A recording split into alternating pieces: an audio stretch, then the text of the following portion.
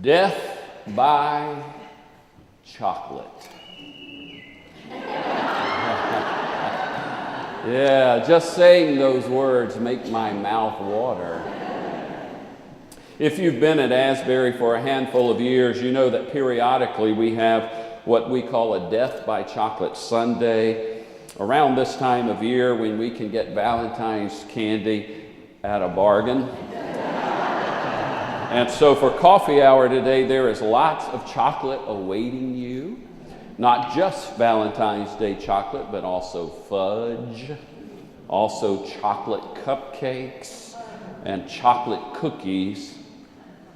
But the creme de la creme this year is a box of chocolate strawberries from a company called Sherry's Berries. Someone who is not a member of the church surprised us this week by sending us a box of chocolate strawberries as a thank you to the church for something we did for them. We received it Friday, and I said, perfect timing, we can have it for our Death by Chocolate Sunday. Friday night, Ray Ellis and I were here at the church very late. You see where this is going. We had been rehearsing Pinafore, and we were locking up the building, just the two of us. And I told Ray about us receiving this box earlier in the day. And he said, let's see what they look like. I said, good idea. And so I opened the box, expecting to see chocolate strawberries like you see at wedding receptions with some chocolate halfway up a bright red berry, but no, in this case, the entire berries are encased in thick chocolate. There were 12 of them,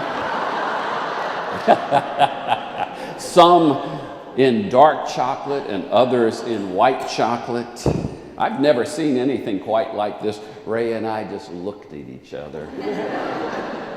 Now, a miracle happened here late Friday night.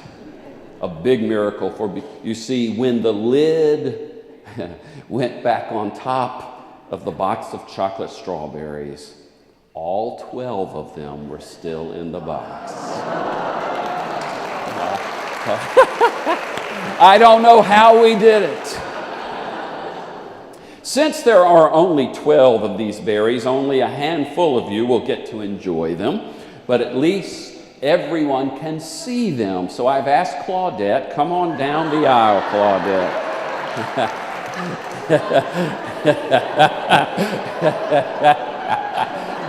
I've asked her to present them on a tray. Don't fall over the rail in the balcony trying to see them, y'all.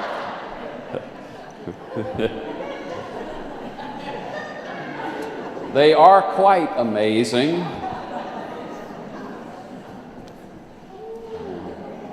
They are something. Wow, that's right. The choir gift, she said, let's give, are those something? Aren't those pretty? Oh, they didn't get to see them over there. I do wish that two of them can be saved for Claudette and Randy, since they do so much work behind the scenes at the church. Someone make sure Claudette gets that message, okay? But I hope the other 10 fortunate people will tell me what it's like to bite into that sensational looking delight. But don't worry if you're not one of the 10. There's still lots of other chocolate goodies waiting for you in the social hall. Temptation would have been a good subject for today's sermon, which is a very difficult and complex topic.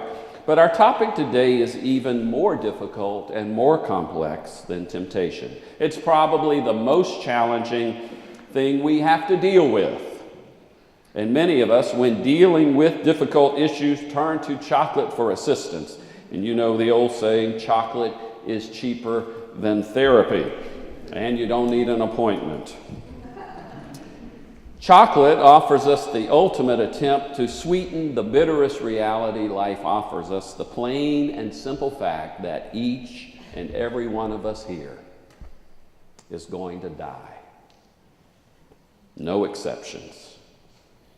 Every person here will one day walk through the valley of the shadow of death.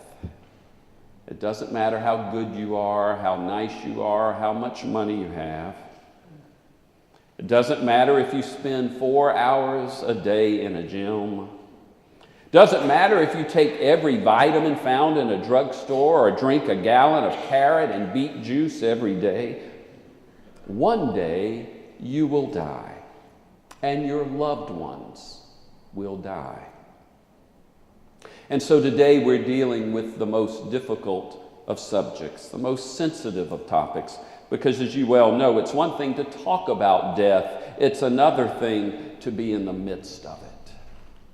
I can stand up here and talk rationally with you about death, but if I had just lost a loved one, a spouse, a child, a parent, a close friend, and I was in the midst of grieving, I could not be up here, because death does strange things to us. Death can turn our lives upside down.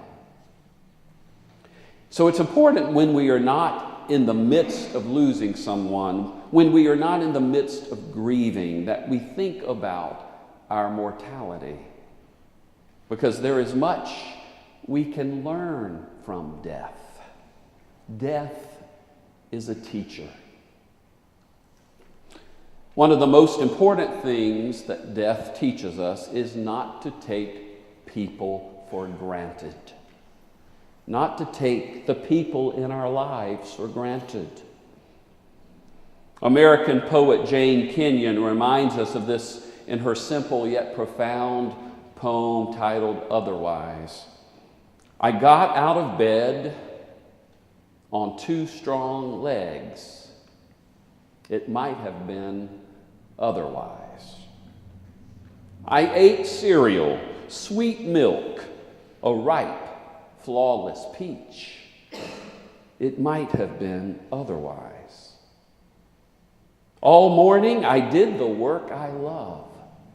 It might have been otherwise. We ate dinner together at a table with silver candlesticks. It might have been otherwise. I slept in a bed in a room with paintings on the wall and planned another day just like this day. But one day, I know it will be otherwise. This past Wednesday night at our Taizé service, the story was read about the woman who poured the ointment, the perfume on Jesus, and his disciples got upset at her because they felt she wasted it. They could have sold it and given the money to the poor, but Jesus says she has done a good thing, a very good thing. The poor you will always have with you, but you will not always have me. Death helps us to remember that our loved ones are rare treasures that are not permanent, that we must not take them for granted. Their love, the way they express it with words and actions, remind us all that we need to love and appreciate those closest to us. We need to give them our best, not the leftovers, because they are rare treasures that are not permanent.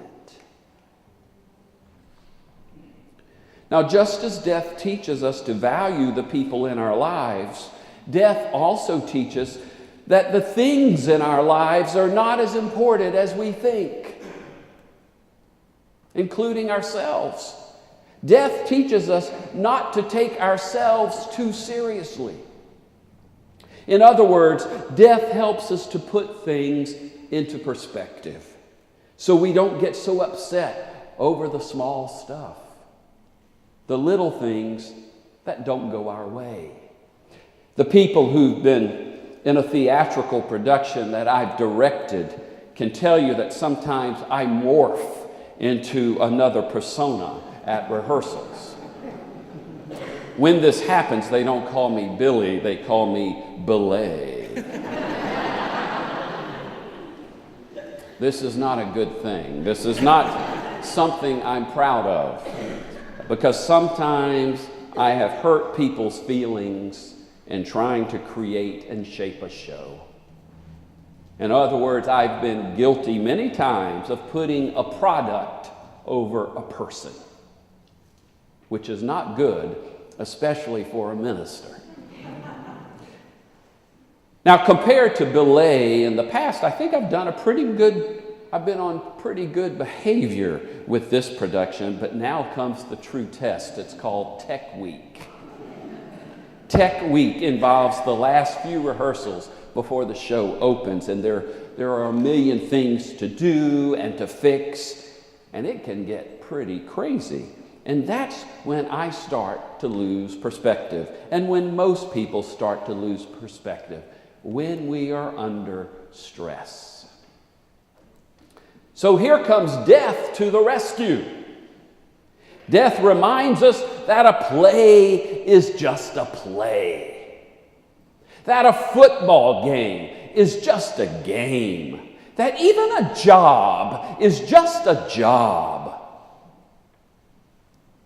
As Norman Vincent Peale used to remind his congregation, the only people without any problems are the ones over in the cemetery.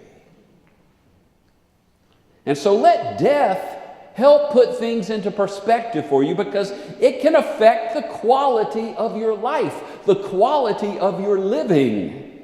When we put things into perspective, we don't sweat the small stuff. We live happier, more joyfully, which also helps the quality of life for those who live around us.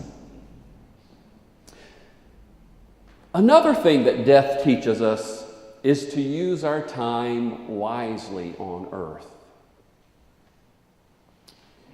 Thinking about our mortality encourages us to discern what is really important in life and how we should spend the time we have on this earth. It teaches us to number our days, to live every day to the fullest with our eyes and our ears open to drink it all in. You know who was a pro at this was Janice Gant. Many of you didn't know Janice because she died of cancer 11 years ago, but she was a great leader of this church. And she was an expert at living. She was good at it before she got cancer, but after she battled cancer multiple times, she was even better at squeezing out every cherished moment that could possibly be squeezed out. Asbury and Dottie Klutz helped record Janice's thoughts before she died. And here are some of the things she said before she passed. Janice said, "Don't take anything for granted. Appreciate every day you have to be alive." She said, "Don't sweat the small stuff," what we just talked about. And she said this, she said, "Don't waste time blaming other people. Look inward and discover what you can learn about yourself and the situation instead of focusing negative thoughts toward the other person." And then she said, last thing she said, "Don't be ashamed of who you are. God created you as a unique human being." She said, "For the longest time, I felt bad about who I was because I liked different things that many other people didn't like, and so I suppressed a lot of my thoughts. But now she learned to celebrate who she is."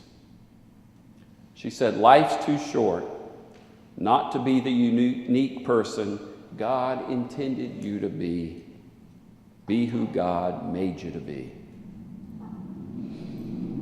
The great senior minister at the Riverside Church in Manhattan, William Sloane Coffin, wrote a wonderful little memoir titled Credo, C-R-E-D-O. Great little book. I encourage you to read it. The last chapter is about the end of life, and Coffin was in his late 70s when he wrote it, and he was not in good health.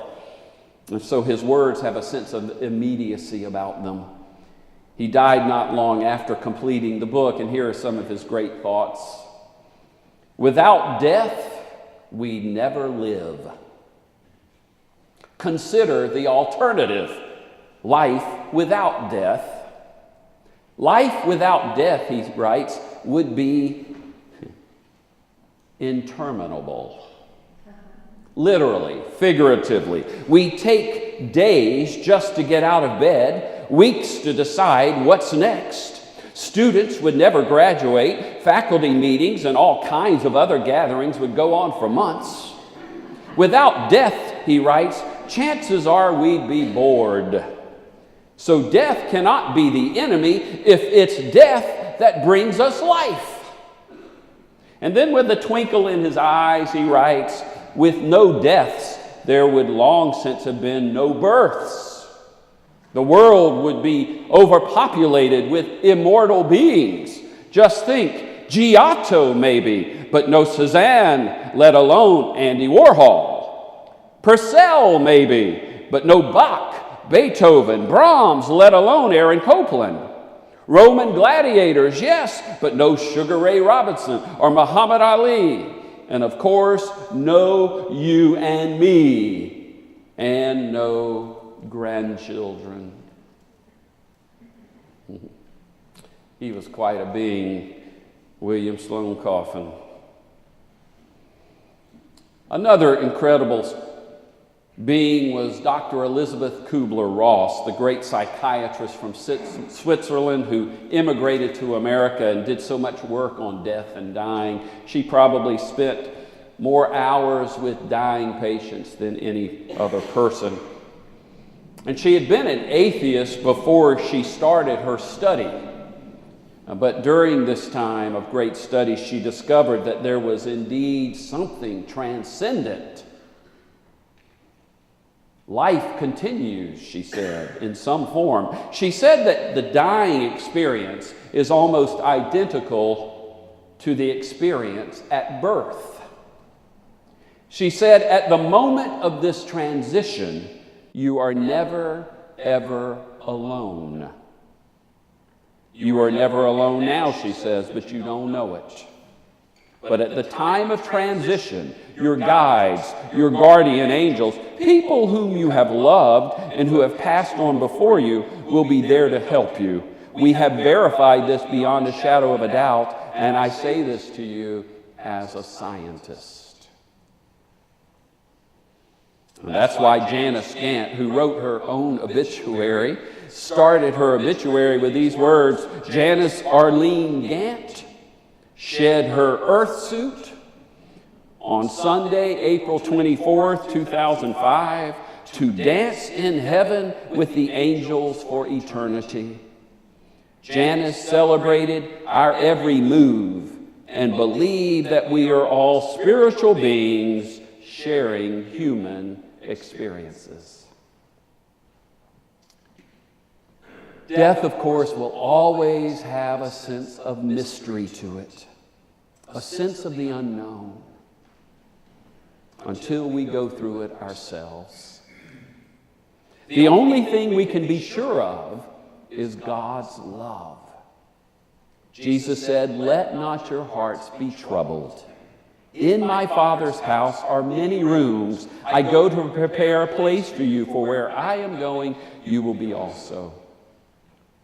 He told this to his disciples to help prepare them for his leaving. And just a little later, he told them that in this world, they will experience both joy and sorrow, good times and bad. But a day will come when he will see them again and they will rejoice. And then he says, it's one of my favorite phrases in the Bible. He says, and no one will take your joy from you. No one will take your joy from you. During the Civil War, a woman named Hannah Ropes was the chief nurse of the Union Hospital in Washington, D.C. She was a remarkable woman. By the way, she supervised Louisa May Alcott. When you get a chance, read about Hannah Ropes. There's a wonderful book that consists of her diaries and letters. There is an entry by another nurse who was helping a dying Union soldier, and she writes, "He suffers horribly, has to be constantly dosed with morphine.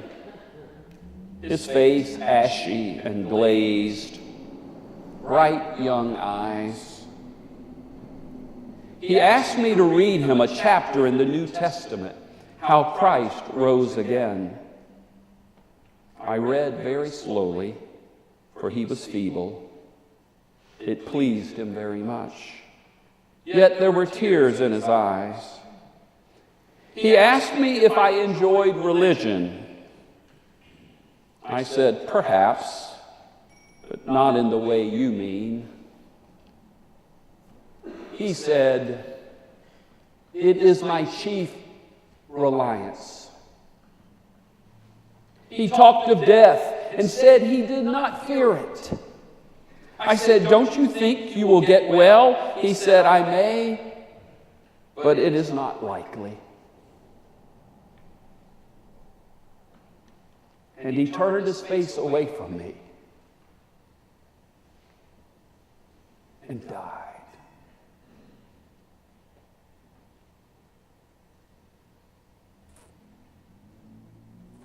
It was his chief reliance. At the end of his memoir, William Sloane Coffin writes, before every birth and after every death, there is still God. The abyss of God's love is deeper than the abyss of death.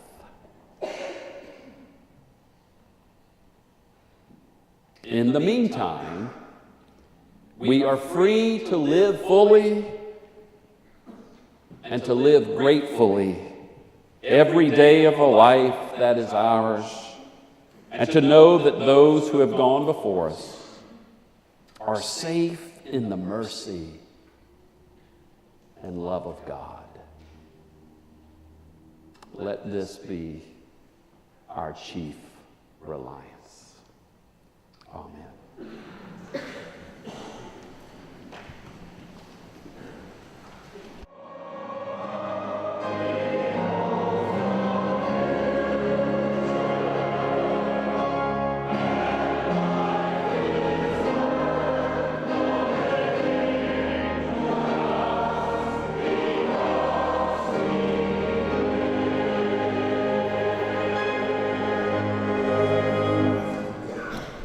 Thank you for being here today, and a word of thank you to our choir. Your music is just, what a gift. Let's give them a hand again. Oh, it's wonderful. There's a benediction we often use here, and it's especially appropriate for today. It's from Henry Emile, the philosopher. He said, life is short, and we don't have much time to gladden the hearts of those who travel the way with us. So, be swift to love and make haste to be kind and eat a lot of chocolate. He didn't have that part. In the name of God the Creator and Christ the Redeemer and the Holy Spirit.